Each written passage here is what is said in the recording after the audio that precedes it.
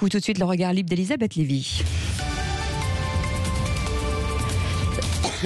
Bonjour Elisabeth. Bonjour Elisabeth. Bonjour à tous. Alors vous nous parlez ce matin des contrôles aux faciès.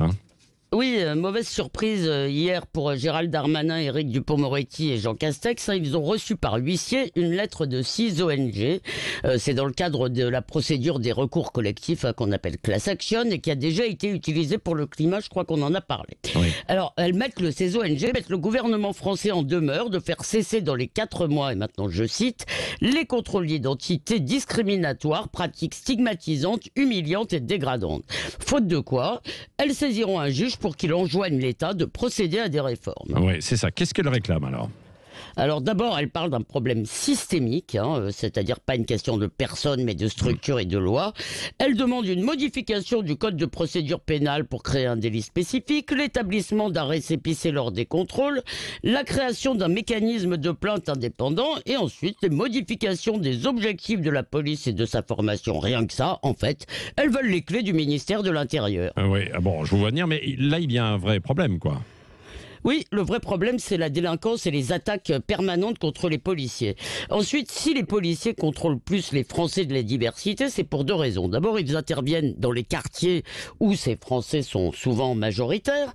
Ensuite, parce que les mises en cause, comme disent les policiers qui défilent dans les commissariats, sont aussi majoritairement ou très souvent issus de la diversité. Donc les policiers ne sont pas racistes, ils contrôlent simplement des gens qui ressemblent à ces mises en cause et pas seulement par l'origine, mais par les comportements et les accoutrements. C'est-à-dire qu'ils contrôlent les jeunes à capuche et pas les noirs en costume cravate. Ce n'est pas du racisme, c'est du profilage.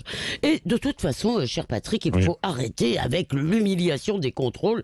Il y a tout de même pire traumatisme que de devoir montrer ses papiers à un policier. Oui, c'est vrai, mais bon, il y en a certains qui pouvaient se plaindre d'être en permanence contrôlés quand ils prenaient les transports, etc., et plus que d'autres. Mais donc, si je vous suis, Elisabeth, il ne faudrait rien changer alors ? Alors oui, il y a certainement des choses à améliorer pour que ce profilage soit plus efficace, qu'il ne tombe pas sur des braves gens qu'il tombe moins sur des braves gens qui n'ont rien à se reprocher et que les contrôles en plus se passent mieux, c'est-à-dire dans les formes, dans les règles et dans la civilité. Mais le plus important, et on l'a déjà dit hier pour le défenseur des droits, ce n'est pas à des ONG internationales de surcroît de s'occuper de ça. Et d'ailleurs, ce ne sont pas n'importe quelles ONG.